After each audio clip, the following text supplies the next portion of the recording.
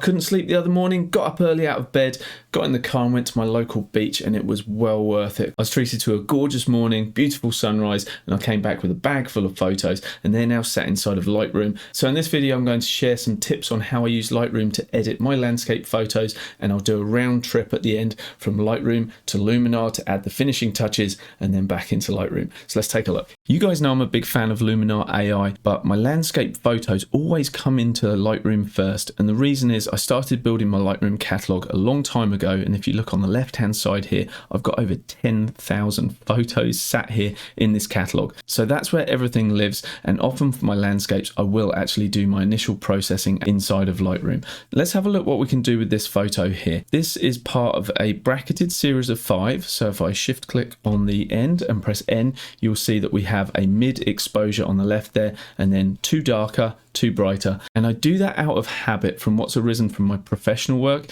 where I'm just making sure I'm always covering my bases and I'm ensuring I don't miss the exposure. So this base exposure here, this is pretty good, and we could certainly work from that one, but in actual fact the brighter exposure, I think this is actually better, even though it's slightly more overexposed. By checking on the histogram here, we can see that we have all of the detail we need. We're not blowing out anywhere, so I've got everything I need to work from, and I'd sooner work with a slightly brighter file than a darker one. So I'm just going to come into develop, and I'm going to reset everything so I can start to build my edit from scratch. On the left hand side here, you'll see that I do have a lot of presets already built to deal with my landscapes. I'm going to build this up from the start so you guys see what I do. The first thing I will do is change the profile to a camera flat profile, and the reason that I do that is that the camera matching profiles are going to give us much better color rendition from our particular camera model than the more generic Adobe profile that's applied as standard. The other thing you'll notice that initially you might think is to the detriment of the processing is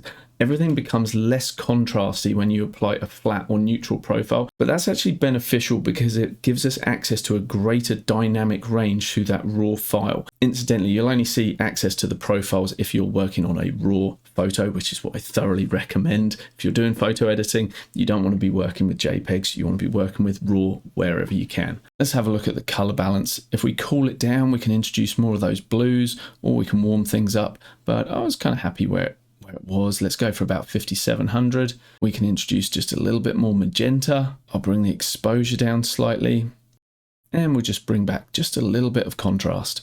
Now the footprints that are in this file really bug me. They are not my footprints, they're somebody else's. They obviously didn't get the memo that I was going down to the beach nice and early to take these photos, so I'm going to have to deal with those. I'm going to use the healing brush tool and just heal those out. Absolutely, we could use the clone tool if we wanted to, and all we need to do is paint over one of the footprints and then just make sure we're cloning from an area of similar tone and similar color value. But the reason that I like to use the heal tool rather than the clone tool is because we can paint over one of these footprints, and the heal tool is going to do a much better job of matching the sample area to where we're actually applying that to. So I'm going to stick with the heal tool and just go over these footprints. Sometimes Lightroom auto selects a good area to sample from, but if you're not happy, like I'm not happy to resample this shell here, I'll just move it away to an area where I do want to sample from. And talking of that shell, let's just click on that once and remove it. For the most parts with my landscapes, when I'm working on an edit, I'm considering what would this look like on somebody's wall. If they were to blow this up to 1 meter wide or even bigger, I'm always asking myself, what do I want to remove? What do I want to leave in? And for the most part, I'm always erring on the side of simplicity, and less is more. So hence the reason things like these little shells and certainly the footprints, I am going to remove. So now what I'm going to do is just speed up the video while I retouch these areas.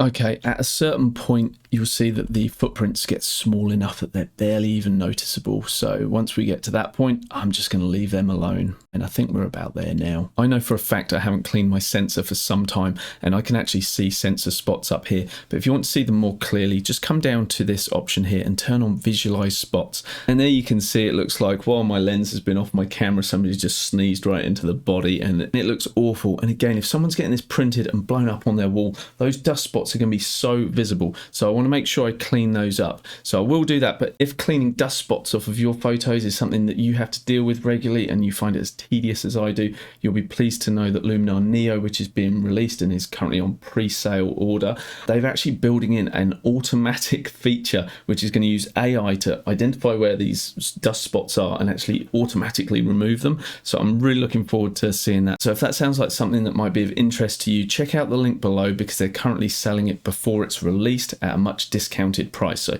check out that link. But for now, I'm going to have to heal them out manually. So I'm using my right bracket key just to increase the size of the healing brush just slightly, and I'm just going to go through and just click on these. It would have been so much better if I had just cleaned my sensor. Okay, now we've got a nice clean file to work with. Let's press on. As I grab the highlight slider and wiggle that around, I can see that most of the highlights obviously exist in the sky. So I'm just going to bring that down slightly. I'll boost the shadows up. Maybe bring the whites up slightly, and I'll bring the blacks down as well. And you can see here that I've got this set up so that when I actually hit or start clipping the blacks, we actually get a warning here.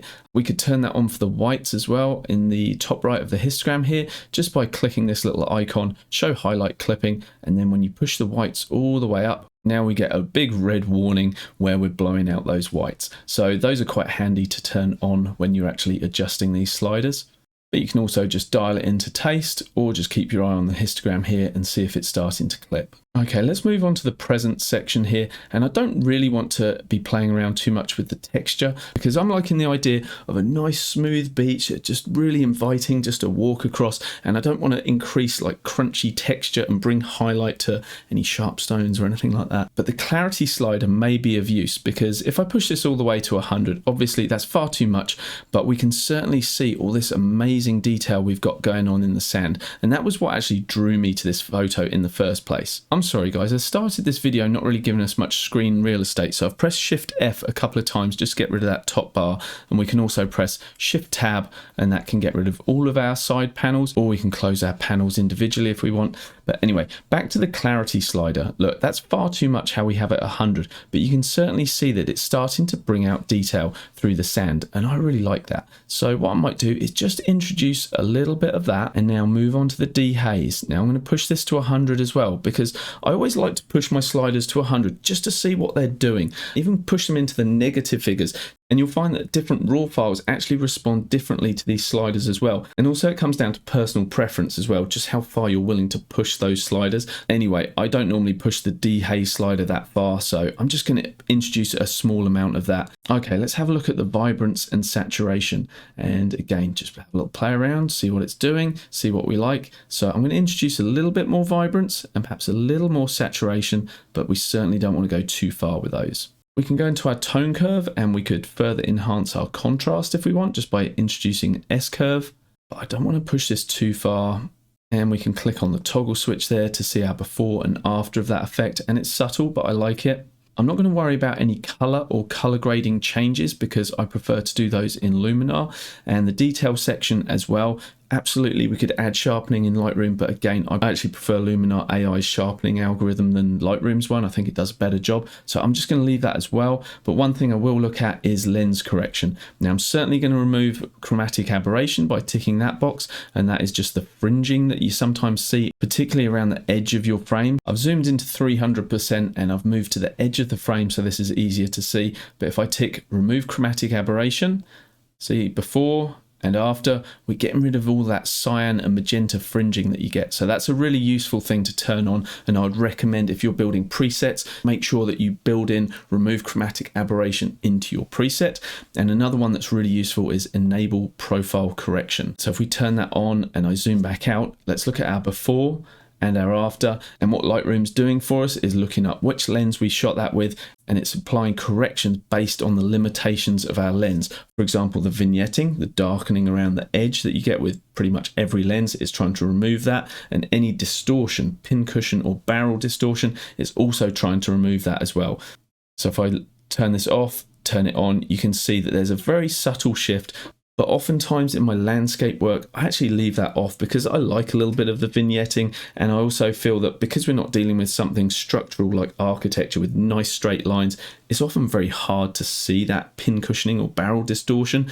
And so I prefer to leave my original pixels that the sensor captured intact rather than just pulling them and smearing them ever so slightly for that supposed lens correction. So architecture, absolutely every time I turn that on. Landscapes, usually I leave it off. But now for one of the most important things in photo editing, whether it's Lightroom or Luminar, whatever you're working in, local masking is an absolute must to master. So let's take a look at that now. So we could either work with a radial filter, which if I just click and drag, we now have access to, let's say, bump up the exposure, darken it down, and all of those initial changes that we made in Lightroom before, we can make those changes again, but we can do that in a localized way. So we're only talking into specific areas of the image, and that is so important. So for the sky, for example, I can actually control the temperature and make it more blue. I can reduce that exposure down, which I quite like. And so using that methodology, let's make some changes. Okay, let's brighten the sand up. Maybe we're going to increase the temperature there. What if we increase the contrast there? Okay, we don't want to go too hard, too crunchy with that, but I certainly want to draw attention to these lovely lead-in lines. So now maybe we'll introduce that clarity. You remember earlier on, I introduced clarity, but I was doing it globally. So I didn't want to go too heavy with it at that point because I knew I could come back in with local masking, a radial filter or even a brush, whatever, but just apply that enhanced clarity specifically on the sand only. I'm going to move that down just ever so slightly, and we're getting a little overexposed on the bank here. So I'm just going to draw another filter. Radial filters are pretty useful. You can grab just outside of them and rotate them if you want to. And what we're going to do is just double click to reset and just start easing that back down. I think it's the highlights that are just getting a little bit blown out. So I won't worry about reducing the exposure, just the highlights. We could introduce a radial filter from over this side on the left-hand side where the sun was actually rising, and we can introduce some more orangey magenta tones into there just to represent the sun rising. Let me delete that just to see how before. Control Z to bring it back. Okay, we're just starting to blow out a little bit, so I'm just going to control the highlights. Maybe bring the whites down slightly. Okay, so that's working with the radial filter, but let's try something different. Let's try the graduated filter. And what I'm going to do is actually just control the brightness of certain areas. The graduated filter is an amazing tool and so useful for bringing down that brightness value of the sky. You'll remember back in the day when we had to put filters in front of our camera to darken down the skies. Well, we can do that with a graduated filter in post-production now. So it frees us up when we're on location much more. So I'm just going to click and drag, and at the moment we're increasing the exposure. So I'm just going to bring that down, and I'm going to go real heavy so you can really see what's going on here. So you can see that we are darkening down the top part of the photo in the sky, and we can rotate it slightly if we want to. So let's just do that. I'm not going to be as heavy-handed with it as that. You can see that we're darkening down in the trees here slightly. So if I wanted to, I could boost the shadows up ever so slightly. And if this filter is going in places where you don't want it, so for example, over these dark areas, we can come in and use our range masking and just say, hey, we don't want that affecting the very dark areas. So in the luminance section, the brightness, we're just going to pull that off of the blacks. And as I lift that up, it's just removing it from this area here. And if we still feel like that area is just a little bit dark, what we can do is just grab a little radial filter, pop it in there, and just boost our shadows up just in that little area. Control the highlights a little bit, or again, come down to our range mask, grab the luminance, and just pull it out of the highlights by taking the marker on the right-hand side that represents the highlights and just bringing that down. Okay, we're heading in the right direction. A really good thing to do along the way is just to press the backslash key, and you'll get a before, and press it again and you get an after, so you can compare where you started to where you've got to. And more often than not, I find that my editing has gone too far. By playing around with the different sliders and tools, we've basically compounded the editing effect, and normally the effect is just a little bit overbaked, a little bit too strong. Yeah. It is. So I really wish Lightroom natively included a slider that could actually reduce the overall amount of the effect you've created, but at the moment they don't. So what you can do, if you feel like it's oversaturated slightly, so I might just want to come back in and just reduce that saturation back down, grab the temperature perhaps we went a little too warm on that, reduce that, Maybe even the contrast might be up a little bit too high. I'm going to err on the side of caution. And now I'm going to do my favorite thing, which is take it into Luminar for the finishing, because that just allows us a little bit more creative control over this. Lightroom is a fantastic raw editor, but it is quite limited. And Adobe designed it to go from Lightroom into Photoshop for more creative finishing. But while I still love using Photoshop, nowadays, for the most part, I prefer to go Lightroom to Luminar just because it's a quicker workflow. We're still dealing with a slider-based application, and utilizing the AI with creative tools inside of Luminar, we can do things so much quicker than we can inside of Photoshop. So with that in mind, let's go to Luminar. So I'm going to deselect these 5 photos I have at the moment and just make sure that the photo we were just working on is only selected. I'm going to right click, go to edit in, and as long as we've got Luminar AI installed, we just click on that and we're going to edit a copy with the adjustments that we've made inside of Lightroom. The options we've got here are perfect. We're working with 16 bits in Adobe RGB, nice big color space, and a nice TIFF file with no compression is perfect. So we'll just click edit, and Luminar AI is going to open up and bring that photo in for us as a TIFF. And in the template section of Luminar AI, straight away it's recognized that it's a landscape, so it's making suggestions for the template collection. So we could go into easy landscapes and apply forest stream, for example, or clean light, or whatever template we want to apply. But here's the thing, these templates are designed to work on photos that haven't been edited yet. I've already done a lot of the foundation work inside of Lightroom, so these are going to be pretty heavy-handed on top of what I've already done. So I'm not going to touch any templates. I'm going to do what I like to do, which is take full control. So I'm going to open up the edit section and just show you some of the things that I like to do to my landscapes. I'm just going to go into the history and go back to the original image. And in the edit section, I always like to come into the accent AI. And if I crank that all the way to 100, well, just like with the sliders inside of Lightroom, 100% is far too much. And this is a particularly strong tool, but you can see here that it's enhancing the colors, it's enhancing the contrast. It's doing a lot of heavy lifting for us on this file. And like I say, these tools are designed to work on photos that haven't been edited yet. So I've already done the processing inside of Lightroom. So I don't want to go too heavy handed with this, but I may want to just tickle in a little bit. So I don't know, maybe around 20% might be nice. And then we can use this toggle switch to see before, see after. Yeah, okay, a little goes a long way. If you guys aren't familiar with Luminar, I'm just going to open up the light section so that you can actually see, even just within this light panel, we've got access to a lot of the same tools and sliders that Lightroom has. So if you want to use just Luminar on its own, and often I will do all of my editing inside of Luminar, then it's got the raw processor that Lightroom has, and then it's got all those extra AI tools, which is really cool. But because I've already done a lot of that work in Lightroom, I can just leave that. Structure AI is a little bit like the clarity tool inside of Lightroom, but a little bit more intelligent. So do you know what I'm going to do? I'm going to put a little bit of this in here, and unlike Lightroom where it's a global effect normally, we can mask this tool in directly. So I can click the brush and I can say, okay, I want a little bit of this kind of clarity effect, or structure as they call it in Luminar, and I just want it over here. And so I can paint over that feature there, and now if I toggle that off and toggle it on, you can see that we've only enhanced the detail along this sandbank here. We might say we want to add some of that in and around the sand here to enhance that as well. Come back to the masking feature, but rather than putting 100% of that effect on, I don't know, why don't we go for something like 35%? And just like in Lightroom, we can use the bracket keys to play with the size of the brush and just do a swipe over the sand. And let's have a look at our before and our after. Nice. As within Lightroom, we have the ability to work with a vignette. This is a more intelligent version, and I'll show you why I prefer using it inside of Luminar versus Lightroom. And that is this box here. We actually get to choose our subject. So let's do a pretty heavy-handed vignette for now and really pull this down here so you can see what this does. Rather than having the effect applied just to the center of the frame, we can choose the subject and we can actually click anywhere we like and make that the center point. So for example, we can see that the lines are all receding off into the distance, kind of to this point over here. So we could say this is the most important part of our landscape photo right here, where all of these lines in the sand are converging on the horizon line here. And now we've helped guide the viewer to this area here. What we can do is obviously just tame that effect back. We don't want it so strong. We certainly want to increase the feathering just so it's a smoother transition.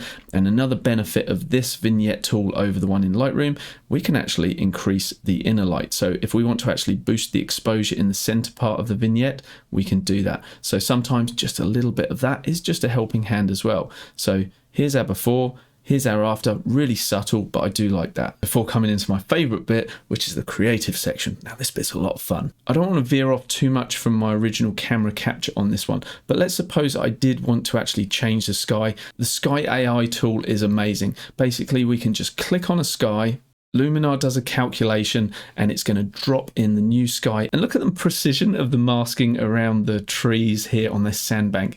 It's absolutely amazing. So this sky I've dropped in isn't the best example, but I do have a whole heap of skies in my library here.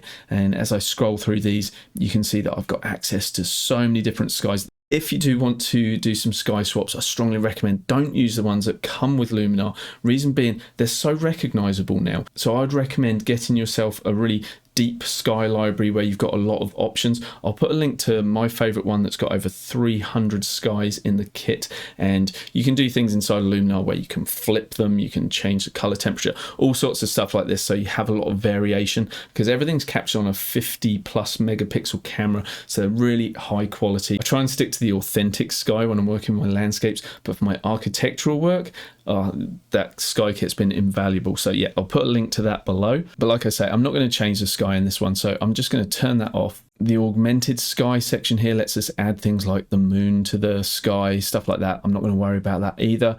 Atmosphere AI is pretty useful for landscape work as well.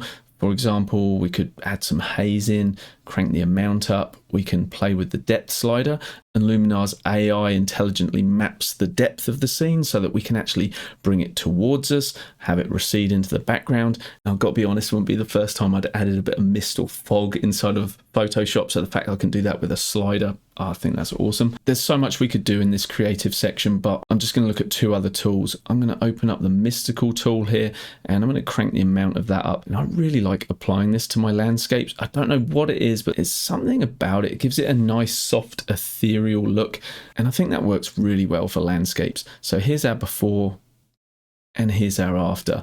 And the other thing I'll show you is the mood tool, because I love how we can just mouse over these lookup tables and it gives our photo a completely different look, and we're able to just really quickly pivot on our color grading and get a different feel or look, or just enhance what was already there. So in this case, let's go for, I quite liked Anaheim when I very first opened it. I like the color scheme this is adding, so I'm just going to grab the saturation and push that a little higher, so we're introducing more of that color. So here's our before and after, just with that individual tool. But if we want to look at overall effect, what we can do is click this slider here and we can just drag over, and that's quite satisfying and seeing where we've come from and where we've got to. But another way to do that is not to use the slider itself, but just use the eye tool.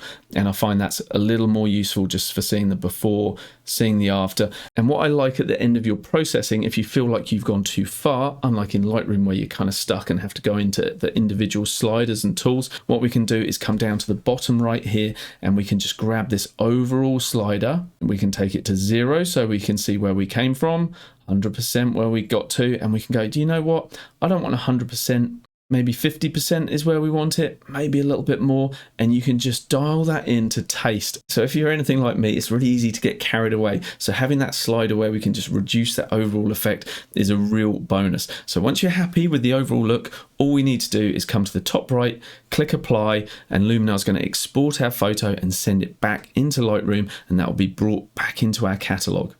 And just like that, we're back inside Lightroom with our edited version from Luminar. So this is where we came from with our initial raw capture. Then we did an edit inside of Lightroom.